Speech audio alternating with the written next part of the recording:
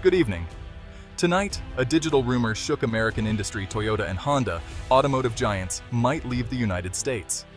For millions, this wasn't just news, it was a threat to jobs, communities, and livelihoods. In towns like Marysville, Ohio, and Georgetown, Kentucky, anxiety spread as families wondered what would happen if the factory gates closed. These plants are the backbone of local economies, supporting schools, small businesses, and entire communities. The idea of losing them felt like the collapse of an ecosystem built over decades. The rumor tapped into deep economic anxieties, especially for workers who dedicated their lives to these companies. As speculation grew online, the silence from corporate headquarters in Japan only fueled the panic. The question echoed nationwide. Could this really be happening? The fragile ties between global corporations and local communities were suddenly exposed. This was just the beginning of a much more complex story. To understand the panic, we need to look at its spark tariffs. The story began not in Tokyo, but in Washington, D.C., with new tariffs aimed at protecting American industry. These policies made imported parts more expensive, complicating the global supply chains that modern automakers rely on. For Toyota and Honda, which assemble cars in the U.S. but import key components, costs soared and uncertainty grew. Industry analysts began to speculate. If it's too expensive to build cars here, would these companies leave? The rumor spread quickly, fueled by misunderstandings about the company's deep U.S. investments. The fact that Toyota and Honda are Japanese-owned made them easy targets for speculation in a tense trade environment. The lines between American and foreign cars blurred. Was a Camry built in Kentucky still American? The tariffs, meant to protect, instead created confusion and fear. Social media amplified the panic, turning a hypothetical into a viral crisis. The result? A perfect storm for misinformation. The nation demanded answers. The panic hit hard because Toyota and Honda are deeply rooted in America. Honda led the way in 1979, opening a motorcycle plant in Ohio, then building the first U.S.-made Accord in 1982. Toyota followed, launching its massive Kentucky plant in 1986, now its largest in the world.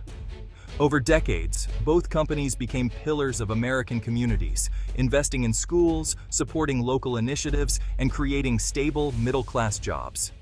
Their combined investment totals tens of billions, with dozens of plants and over 100,000 direct U.S. employees.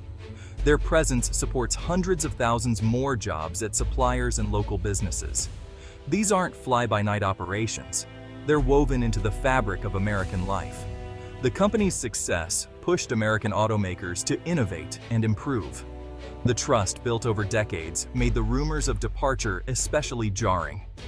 For many, the idea of losing these companies felt like losing a part of their community's identity. The stakes were personal, not just economic. That's why the fear spread so quickly. As panic grew, Toyota and Honda broke their silence. Under pressure from media, workers, and state leaders, both companies issued strong denials. They were not leaving the U.S. Executives went on record, reaffirming their commitment to American operations and communities. They called the rumors baseless, pointing to decades of investment and partnership. The companies acknowledged the challenges of tariffs, but framed them as hurdles to overcome, not reasons to leave. Their public relations push calmed immediate fears, but they knew words weren't enough. To prove their commitment, they highlighted ongoing projects and announced new investments. The message: Toyota and Honda are American manufacturers, employing thousands and paying billions in taxes. They reminded the public that a car's nationality is complex. A Civic built in Indiana is, in many ways, American. By taking control of the narrative, they shifted focus from fear to their lasting presence. The crisis became an opportunity to reinforce their identity as part of America's industrial backbone. The rumors began to fade. Instead of retreating, Toyota and Honda doubled down on their U.S. presence. Both announced major new investments to upgrade plants, localize supply chains, and prepare for the future of electric vehicles. Toyota committed billions to retool Kentucky, Indiana, and Alabama facilities for hybrids and EVs. Honda invested in its Ohio, Alabama, and Indiana plants, including a new joint venture battery plant in Ohio. By making batteries, the heart of EVs, domestically, Honda reduced reliance on imports and created thousands of new jobs. The strategy built more high-value components in America, not just assemble cars. This shift transforms Toyota and Honda from transplants to deeply rooted American manufacturers. The new model is self-sufficiency cars, engines, transmissions, and batteries made on U.S. soil. These moves future-proof their operations and anchor their role in the American economy. The investments send a clear message. Toyota and Honda are here for the long haul. The domestic auto landscape is changing fast.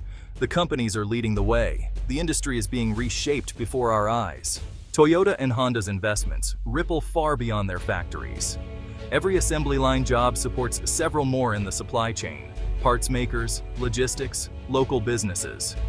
Upgrades mean construction jobs, contracts for local firms, and more tax revenue for schools and services. Communities gain stability and optimism, planning for the future with renewed confidence. But the shift also brings challenges.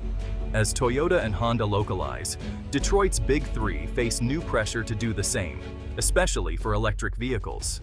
The race is on to build resilient North American supply chains for the next generation of cars. The new jobs are high-tech, requiring skills in robotics, battery chemistry, and software. Workforce training and partnerships with community colleges are now essential. The factory job is evolving, demanding new skills and adaptability. The future of American manufacturing is high-tech, local, and competitive. The stakes have never been higher. To grasp the real impact, listen to those on the ground. In Georgetown, Kentucky, Toyota workers describe relief and pride as new investments roll in. One team leader said, "We were worried, but seeing the company invest here changes everything. It feels like they believe in us." Younger workers now see a future in advanced manufacturing, right in their hometowns. On Main Street, business owners in places like Marysville, Ohio, felt the panic too. The owner of a local diner said the rumors were a dark cloud, but new investments brought hope. It means our town has a future. Not everyone benefits equally. Some suppliers struggle to adapt to the new localized landscape. Smaller firms reliant on imports face tough adjustments. The transition creates winners and losers, even as the overall outlook brightens. Change is never frictionless, but for many, the future now looks far more secure. Experts see Toyota and Honda's moves as masterstrokes in global economic strategy. Tariffs gave them the perfect reason to accelerate plans for local production. Dr. Anna Weber, a supply chain expert, notes, "They saw economic nationalism rising and knew a global supply chain was risky. Politically, investing in key states turns them from foreign targets to symbols of American manufacturing. They now have leverage in Washington, pointing to jobs and investment as proof of their value. By building EVs and batteries in the U.S., they compete directly with Tesla and Detroit's Big Three. This hedges against risks from China, which dominates battery supply. The strategy is both defensive and offensive, insulating from global shocks while seizing new opportunities. But it's not without risk. Huge investments depend on a strong U.S. market. Concentrating production in North America is a bold bet on regional stability. The outcome will depend on shifting economic and political winds. So, will these strategies help or hurt American workers and consumers? For now, the threat of job losses has given way to new investment and a more secure future.